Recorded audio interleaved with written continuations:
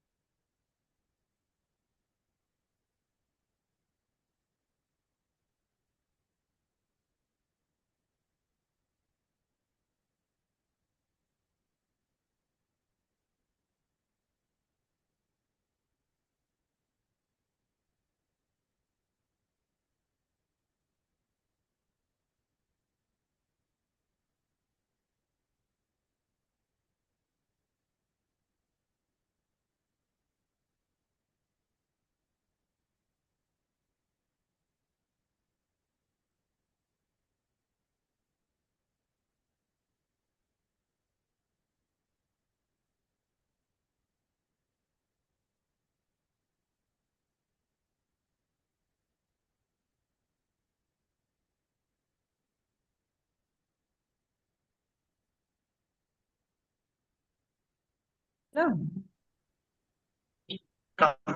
वो अपने फ्लैट में गई ना, सामान लगाने के लिए।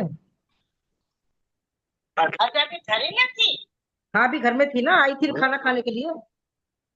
अच्छा अच्छा। खाना खा के थोड़ी देर लेट गई तभी कह रही जा रहे, मन का ठीक है। ठीक। वही मैंने कहा था, मैंने कहा आराम आराम से करने ना, थकना वकना नहीं जाता उसका। कहती नहीं, मैं तो लेट जाती, ये लोग करते रहते, मन का ठीक है। ये लोग का अकेला रामपुरी है। हाँ, तो अंकुर करता रहता है वो, नीचे से वो चौकीदार को बुला लेते हैं ना। अच्छा अच्छा ठीक है। आधे बाद शिफ्ट होगा।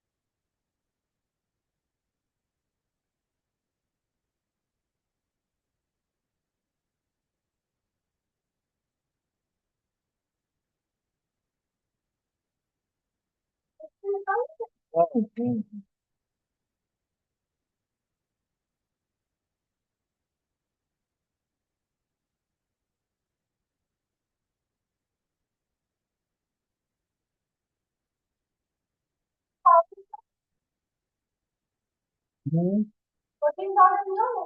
नवा देगा।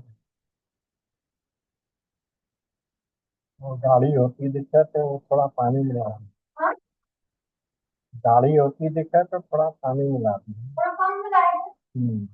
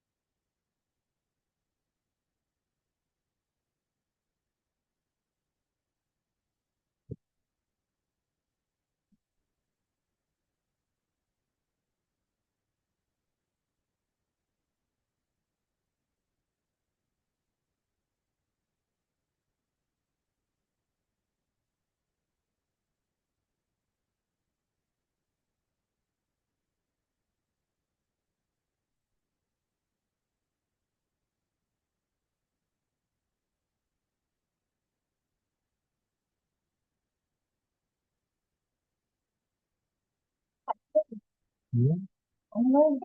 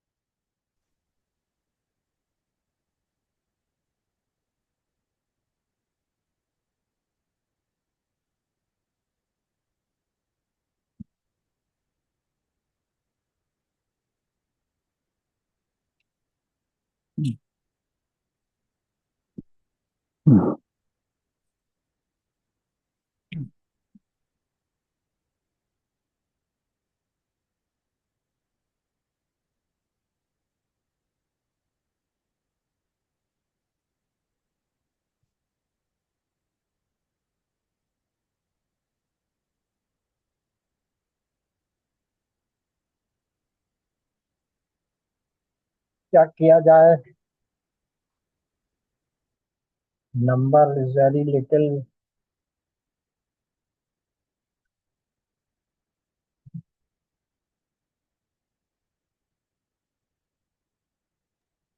एक मिनट और देख लेते हैं। क्या? 1 मिनट और देख लेते हैं। और वेट कर ले 1 मिनट। क्या करेंगे? हाँ।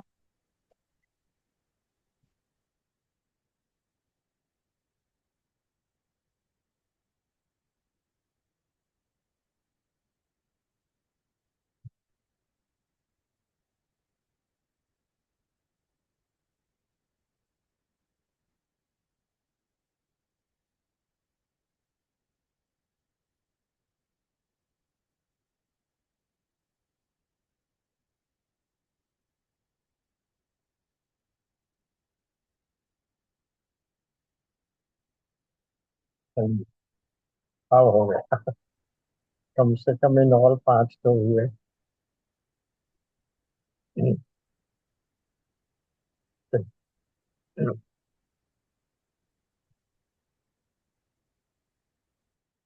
वीडियो ऑन कर लें आप लोग अपने अपने। प्रारंभ करते हैं। कृष्णाय वासुदेवाय हरये परमात्मने प्रणतक्लेशनाशाय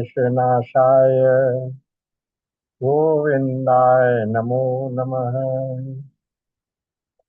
गोविंदाय नमो नमः।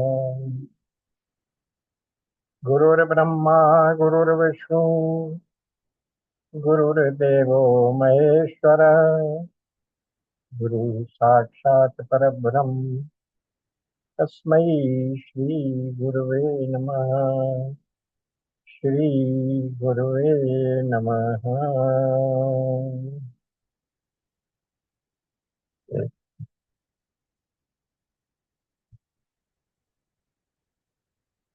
रामचरितमानस के अरण्य कांड में भगवान राम के द्वारा शबरी को जो नवदा भक्ति का उपदेश दिया जा रहा है उस पर विचार चल रहा है। और इसमें हम लोग 7वें सोपान पर हैं। जहाँ क्या कहा गया, सम मोहिमय सब जग देखा।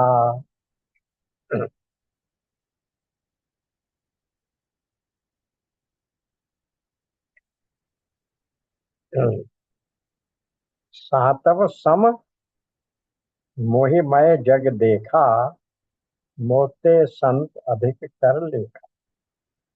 तो सम पर हम लोग विस्तार से बात कर चुके हैं, और कितने प्रकार की समभाव हो सकता है। ज्ञानी का समभाव अलग है, भक्त का समभाव अलग है, कर्मी का कर्म कांड करने वाले का समभाव अलग है। ये सब विशेषताएं हम लोग देख चुके हैं। और फिर उसके बाद मोहिमय जग देखा, ये इस पर भी विचार चल रहा था कि सारे संसार में, जगत में, वो ऐसा जो भक्त है वो सब जगह मुझे ही देखता है। तो वो भी बात हमने देख ली। सब जग में अपने आप को ही देखता है। देखूं करहूं प्रणाम जोर जुग पानी, सब जग में मैं अपने भगवान को देखता हूँ और सबको प्रणाम करता हूँ। तो सर्वत्र मेरा दर्शन ही उसे हो रहा है। तो सम क्या हुआ? धर्म की समता हमने देखी, भक्त की समता हमने देखी, ज्ञानी की समता हमने देखी, ये सब हमने देखा। तो अब हम आ गए, ये मोहिमय देखना है। अब वो जगत को मोहिमय, भगवान सब में है ऐसा वो देख रहा है। और इस पर भी हम लोग काफी विचार कर चुके हैं। सिया राम मैं सब जग जानी, सिय राम मैं सब जग जानी, करहूं करहूं प्रणाम जोर जुग प्राण। जुग पानी दोनों हाथ जोड़कर मैं प्रणाम करता हूँ, क्योंकि सब जगह में सिया राम ही है, सिय राम ही है। और ये बात जब ऐसी हो गई तो फिर सबके प्रति राग और द्वेष समाप्त हो गया। उमा जे राम चरण रत, विगत काम मद क्रोध, निज प्रभु मैं देखें जगत, किहिसन करें विरोध। जो भगवान राम के भक्त हैं, उनके चरणों में भक्ति रखते हैं, वो काम मद और क्रोध से तो मुक्त हो जाते हैं। और ऐसे व्यक्ति फिर क्या करते हैं? निज प्रभु मैं देखें ही जगत, सारे जगत में अपने भगवान को ही देखते हैं, यानी भगवान का ही दर्शन कर रहे हैं। तो फिर ऐसा व्यक्ति विरोध किससे करेगा? जब सब में उसे भगवान ही दिख रहा है तो उसका विरोध कैसे करेगा? तो इसलिए मोहमय जब जगत देखता है तब उसमें क्या विशेषता होती है? हर कर्म, हर भोग, हर घटना और हर पदार्थ प्रभु से अलग नहीं है। इन सब में प्रभु ही अपने आप को, भगवान ही अपने आप को अभिव्यक्त कर रहे हैं। भगवान उसमें शामिल है, भगवान का प्रभाव उसमें शामिल है। तो ये हुआ भक्ति का दर्शन, भक्त का दर्शन। लेकिन अद्वैत का दर्शन थोड़ा फर्क होता है। अद्वैत जब ब्रह्म के दर्शन करता है तो वो क्या कहता है? सर्व ब्रह्म उपनिषदम, सारा जगत जो है वो ब्रह्म ही ब्रह्म है, ब्रह्म के अतिरिक्त और कुछ नहीं। एक मेवा अद्वितीयम, सर्व जगत ब्रह्म ही है। तो इसलिए दोनों में थोड़ा अंतर है। अंतर क्या है? कि भक्ति में तो भगवान के प्रभाव के दर्शन, उनकी व्यापकता के दर्शन सब जगह हो रहे हैं। वो सोचता है कि मेरे जीवन में ऐसा कुछ हो ही नहीं सकता जो बिना उनकी प्रेरणा के हो जाए, बिना उनकी इच्छा के हो जाए। जगत में कोई परिवर्तन, किसी प्रकार का परिवर्धन, शोधन, यहाँ तक कि प्रलय भी अगर होती है तो उनकी इच्छा के बिना नहीं होती। उत्थान पतन, हर्ष विषाद, जय पराजय, सब में वो भगवान को ही देखता। मोहे मैं जग देखा। लेकिन अभी ऊपर बताया कि अभी थोड़ी देर पहले कि भक्ति के दर्शन में, भक्ति के सिद्धांत में, जहाँ भक्त सब जगह भगवान को की इच्छा को ही देख रहा है, सब में भगवान भगवान की प्रेरणा ही देख रहा है, उसके विपरीत जो अद्वैत सिद्धांत का दर्शन है उसमें थोड़ा सा अंतर है। अब जब बात अद्वैत की आ गई है तो यद्यपि हम लोग बार बार करते रहे हैं, करते आ रहे हैं, फिर यहाँ भी थोड़ा सा उसको फिर से उस संदर्भ को रिवाइज कर लेते हैं कि अद्वैत दर्शन की विशेषता क्या है। अद्वैत दर्शन में जगत में ब्रह्म ही दिखता है, जगत को ब्रह्म, ब्रह्म में जगत को ही ब्रह्म देखते हैं, ये जगत ही ब्रह्म है। लेकिन कैसे ब्रह्म है? उसका नाम रूप बाधित करके, नाम रूप को हटाकर देखेंगे तो फिर जगत नहीं। अन्यथा नाम रूप में ही हम फंसे रह गए तो फिर ब्रह्म के दर्शन नहीं होते हैं, हम केवल उसी में फंसे रह जाते हैं।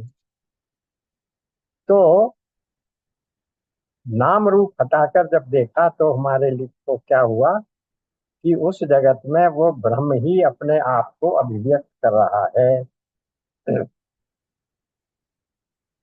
जो कुछ हमें दिखाई दे रहा, इसी का उदाहरण बार बार रज्जु और सर्प के हिसाब से दे दिया है, दिखा दिया जाता है कि सर्प का जो सर्पत्व है, सर्प जो दिख रहा है, सर्प की जो विशेषता उसमें हमें दिख रही है, वो कहाँ से आ रही है? सर्प वास्तव में वहां है तो नहीं, लेकिन जो सर्प दिखाई दे रहा है वो असल में रस्सी ही है। लेकिन सर्प रहते हुए वो रस्सी नहीं हो सकता। ये दोनों वस्तुएं एक साथ नहीं दिख सकती। तो जब हमने प्रकाश आ गया, रस्सी दिख गई, तो हमें पता लग गया कि सर्प तो वहां कभी नहीं था। और ये भी पता लगा कि जिसको मैं सर्प समझ रहा था वो वास्तव में रस्सी ही थी, रस्सी के अतिरिक्त और कुछ नहीं था। यही बात अद्वैत दर्शन कहता है कि इस जगत में जो कुछ भी दिख रहा है वो रज्जू में सर्प की भांति उसके ऊपर अध्यस्त है, प्रतीति मात्र से दिख रहा है। लेकिन वास्तव में वो जो भी कुछ दिख रहा है वो सब है वो एकमात्र ब्रह्म ही। लेकिन ये अद्वैत दर्शन होगा कब? रज्जू दिखेगी तब जब हम पहले सर्प को मार लेंगे, तभी तो रज्जू दिखेगी। सर्प को मार लेने का अर्थ क्या है कि जब ज्ञान के द्वारा, प्रकाश के द्वारा हमें ये पता लग गया कि यहाँ सर्प नहीं है, ये तो रस्सी है, तो रस्सी कब दिखेगी? जब सर्प वहां से हट। जब सर्प का बाध हो गया तो तब तक रस्सी नहीं दिखेगी। इसलिए जब तक हम नाम रूप में फंसे रहेंगे तब तक ब्रह्म के दर्शन नहीं होंगे। लेकिन दर्शन का अर्थ वही, ब्रह्म की व्यापकता, ब्रह्म की सत्ता का हमें अनुभव नहीं होगा। लेकिन ये अनुभव कब होगा? जब हम जगत के, जितना भी दृश्यमान जगत है, उस जगत के नाम रूप को बात करके उसके पीछे की सत्ता, उस अधिष्ठान को नहीं देखे। और ये होगा कैसे? अधिष्ठान के ज्ञान से ही होगा। सर्प कैसे मरा वहां? रज्जु के ज्ञान से। जब तक रज्जु का ज्ञान नहीं था वो सर्प बिल्कुल वास्तविक था, हम डर रहे थे उससे, हर प्रकार से हम उसको वास्तविक समझ रहे थे। और ये सर्प किसी भी तर्क से नहीं जा सकता। कितना ही भी आप कह लो कि ये सर्प मिथ्या है, तो आप इसको मिथ्या साबित करेंगे, दूसरा व्यक्ति तर्क से ही उसको कहेगा नहीं ये तो वास्तविक है। तो ये सब तर्क चलते रहेंगे, तो फिर सर्प मरेगा कैसे? ज्ञान के अतिरिक्त और कोई रास्ता नहीं है। इसीलिए गीता के चौथे अध्याय में क्या कहा गया कि ज्ञान से अधिक श्रद्धेय वस्तु कोई नहीं है। देखिए 37 के बाद निकालिए, संसार में जगत में क्या है। पहले तो कह दिया सब कुछ, नहीं ज्ञानेन सदृशम पवित्रम ही विद्यते। 38, इस 4.38, इस संसार में ज्ञान के सदृश कोई भी दूसरी पवित्र वस्तु नहीं है। इसीलिए उस ज्ञान के द्वारा ही हम इस जगत को समझ पाए, इस जगत की वास्तविकता में ब्रह्म को देख पाएंगे। यूं समझ, अधिष्ठान को देखने से पहले हमें अध्यस्त का बाध करना पड़ेगा। रज्जु ज्ञान के बिना सर्प का भ्रम समाप्त नहीं हो सकता। अधिष्ठान के ज्ञान के बिना ये जो जगत उसमें अध्यस्त के रूप में दिख रहा है उसकी निवृत्ति नहीं हो सकती।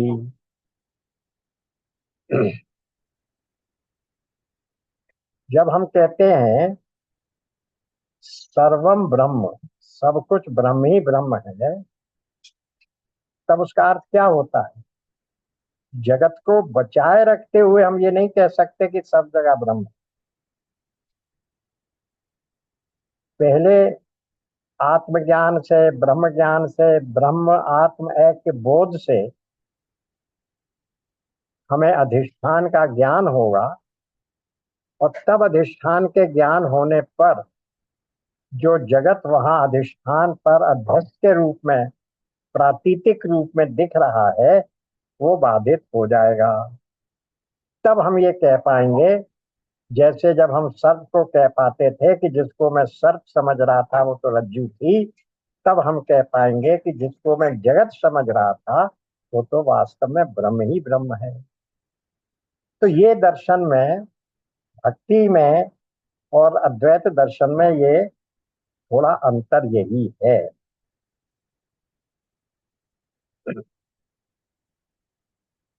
अब सिर्फ वहीं आ गए कि भक्ति में सभी को क्या कहा जाता है? भक्त सब में सीय राममय देखता है। भक्ति कहती है कि सीय राममय देखने का अभिप्राय ये है कि हर घटना में उसके प्रभाव को महसूस करना, हर परिवर्तन में उसकी इच्छा को देखना। ये प्रकरण आता है, बहुत बार बार इसका उदाहरण दिया जाता है रामचरितमानस से भी, कि लोमश ऋषि ने काकभुसुंडी को शाप दिया। उत्तरकांड में पढ़ चुके हम लोग रामचरितमानस करके। उससे पहले काकभूषुंडी जी कौवे की योनि में नहीं थे, कौवे के रूप में नहीं थे, ब्राह्मण के रूप में। लेकिन उन्होंने उनकी भक्ति क्योंकि इतनी चरम सीमा पर थी कि वो समझ रहे थे कि मेरा भगवान की इच्छा के इनके मन में भी ये प्रेरणा नहीं आई हो सकती कि ये मुझे शाप दे दें। इसलिए उन्होंने ऋषि के द्वारा दिए हुए शाप का बुरा नहीं माना। क्या कहा, देखिए पेज निकालिए 939।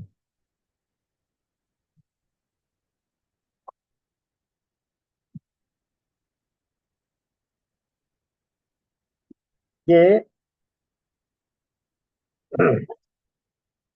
काकभूषुंडी जी और गरुड़ जी का संवाद चल रहा है। वहीं ये भी आया कि शिव जी ने कहा, उमा जय रामचरण रत, 99 में नीचे देखिए 112 खा, विगत काम मद क्रोध, निज प्रभुमय देखहि जगत, केह सन करहि विरोध। अभी हम लोगों ने देख लिया, समझ लिया। अब जो रेफरेंस में दे रहा था वो ये आया, काकभूषुंडी जी क्या कह रहे हैं, सुनु खगेश नहीं कछु ऋषि दूषण, उर प्रेरक रघुवंश विभीषण। काकभूषुंडी जी ने कहा, हे पक्षीराज गरुण जी, खगेश शब्द का अर्थ हो गया, खग होते हैं पक्षी, पक्षियों का भी जो ईश, पक्षियों का भी जो राजा, उनको नियंत्रण में रखने वाला। तो इसलिए पक्षीराज गरुण जी सुनिए, इसमें ऋषि का कुछ दोष नहीं है। क्यों नहीं है? उर प्रेरक रघुवंश विभीषण, जो भगवान है उन्हीं ने उनकी मति को प्रेरित कर दिया। नीचे की पंक्ति देखिए, कृपा सिंधु मुनि मति कर भोरी, दीनी प्रेम परीक्षा मोरी। तो कृपा सिंधु प्रभु ने मुनि की बुद्धि को भोली करके यानी भुलावा देकर मेरे प्रेम की परीक्षा ली। कितने उदार और उदात्त विचार हैं किसके, जो भक्त उस सीमा पर पहुंच गया है जिसमें वो किसी कार्य में, किसी भी वस्तु में, किसी भी बातचीत में, किसी भी संवाद में, हर जगह वो प्रभु की इच्छा को ही देख रहा है। तो यही बात यहाँ कही जा रही है, उसको ही समझाते हैं यहाँ इसी उदाहरण में कि ये भक्ति का ब्रह्म दर्शन यहाँ था। अब इसके बाद इस प्रकार से हमने समझ लिया कि मोहमय जग देखा का भी विस्तार से अध्ययन हमने कर। लेकिन अब इसके बाद पंक्ति दूसरी क्या आई, मोते अधिक संत करि देखा। संत को मुझसे अधिक देखता है। क्यों देखता है?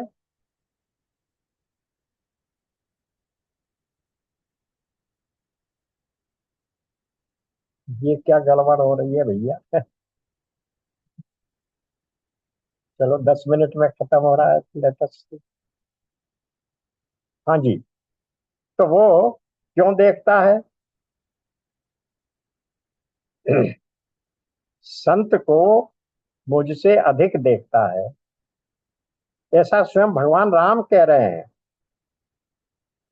अब इसको एक उदाहरण से समझाते हैं। एक विद्वान कैसे समझा रहे हैं, एक उदाहरण, एक दृष्टांत सुनिए। आप कहीं जा रहे हैं और लक्ष्य पर पहुंचना है, लेकिन रास्ते में आपकी कार में कोई खराबी हो गई, मान लीजिए पंक्चर हो गया, और वहां उस जगह सुनसान है, पंक्चर ठीक करना संभव नहीं है, स्टेपनी में भी हवा नहीं है, तो फिर क्या करेंगे? उसी समय वहां से एक दूसरी कार निकली। यद्यपि अंधेरा हो रहा था, ऐसे निर्जन में कोई व्यक्ति कार रोकता नहीं है, लेकिन पता नहीं उनके उन मन में भी कि रघुवंश भूषण ने क्या उनमें प्रेरणा दे दी, वो भी रुक गया। और उसने आपसे पूछा कि आपको क्या करना है। आपने अपनी परिस्थिति, अपनी परेशानी बताई, तो उसने कहा ठीक है। आपने उसने दयावश आपको बिठा लिया और आपको आपके घर पहुंचा दिया। अब आप किसके प्रति आभारी हो, बताइए। अपने घर के प्रति जहां आप पहुंच गए,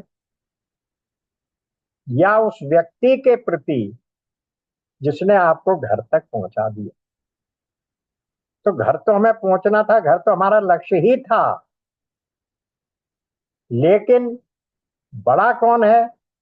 जिसने हमें उस लक्ष्य की प्राप्ति करा दी, लक्ष्य की प्राप्ति के लिए हमारे लिए जो साधन बन गए। इसीलिए भगवान कह रहे हैं आभारी हम किसके हुए? उस दूसरे व्यक्ति के जो तुम्हारे साथ सहयात्री था। तो जिसने हमें लक्ष्य तक पहुंचा दिया वही तो संत है। इस साधना की यात्रा में भी जो हमें वहां तक पहुंचा देता है, जो हमें उसका मार्ग दिखा देता है, वही संत। इसीलिए क्या कहा गया है? मोते अधिक संत कर लेखा। रोज रोज हम बोलते हैं, ऑफ कोटेड है, गुरु गोविंद दो खड़े, काके लागू पांव, बलिहारी वा गुरु की, गोविंद दिए लखाए।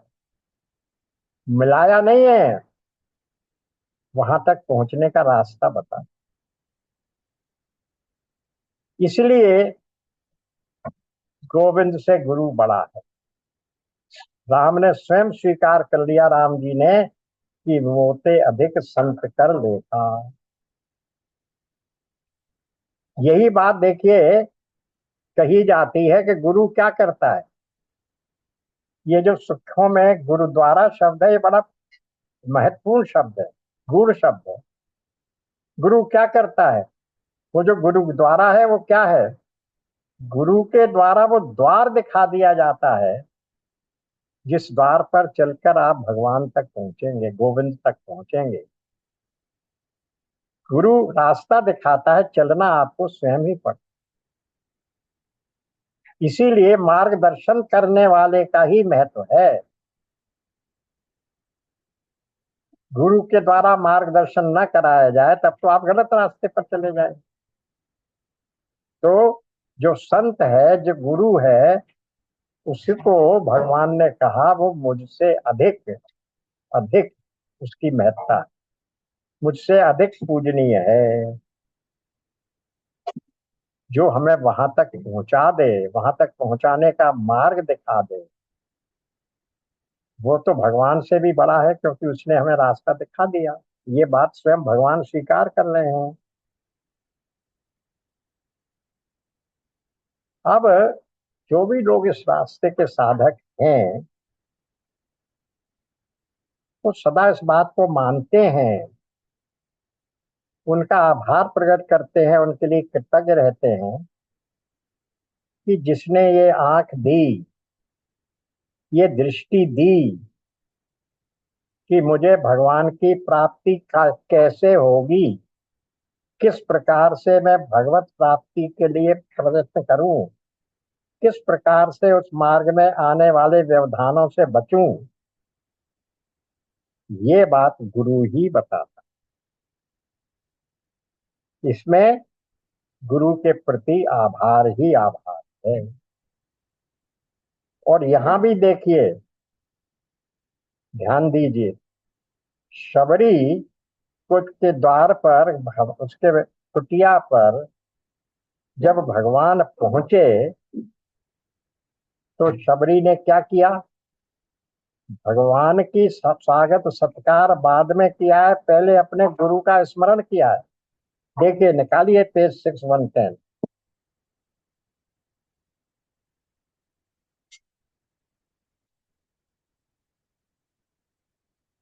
फेस ऑफ पेज पर चौपाई संख्या 3, बॉटम की तरफ।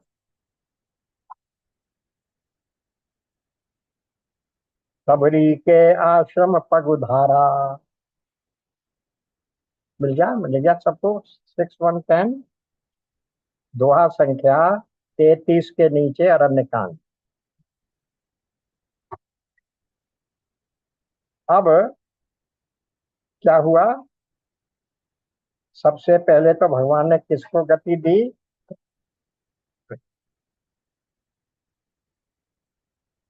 किसको गति? पूजनीय सत्या किसको गति दी उन्होंने? गंधर्व सिंह को जिसने शाप दिया था, कबंध राक्षस को गति दे दी, ऊपर ही लिख दिया। ताहि देह गति राम उदारा। उस कबंध राक्षस को गति देकर भगवान राम जो है क्या किए? सबरी के आश्रम पग उधारा। सबरी के आश्रम पर पहुंच गए, वहां अपने चरण रखे। सबरी देखी राम गृह आए। उस समय उसे क्या हुआ? मुनि के वचन समुझ जिय भाए। क्या याद आया उसे? कि वो मतंग ऋषि जो मुझसे कह गए थे कि बस तुम्हें कुछ नहीं करना है, राम तुम्हारे यहाँ आएंगे, तुम केवल राम राम रटती रहो, उनकी प्रतीक्षा करती रहो, उनके आगमन के लिए, स्वागत सत्कार के लिए रोज तैयार रहो। तो जैसे ही सबरी के आश्रम में भगवान पहुंचे, सबरी ने याद किसको किया है? पहले मुनि के वचन समझ लिए। इसीलिए भगवान ने यहाँ ये कहा कि मोते अधिक संत कर लेखा। इस प्रकार ये 7वीं सोपान भक्ति का ये भी पूरा हो। अब हम प्रवेश करते हैं 8वें सोपान। ये देखिए, बार बार ये बात ध्यान में रखिए, क्रमिक विकास हो रहा है भक्ति का। अब यहाँ क्या हो गया? 8वां जथा लाभ संतोषा, सपने हूं नहीं देखहीं पर दोषा। दो बातें कह रहे हैं कि जो व्यक्ति है, जो जथा लाभ संतोषा, जो मिलता है उसी में वो संतुष्ट है।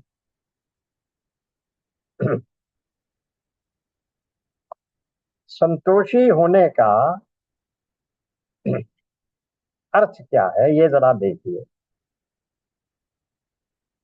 संतोष जो वृत्ति है उसका लक्षण क्या है? कि आप भीतर से पूरे भरे हुए,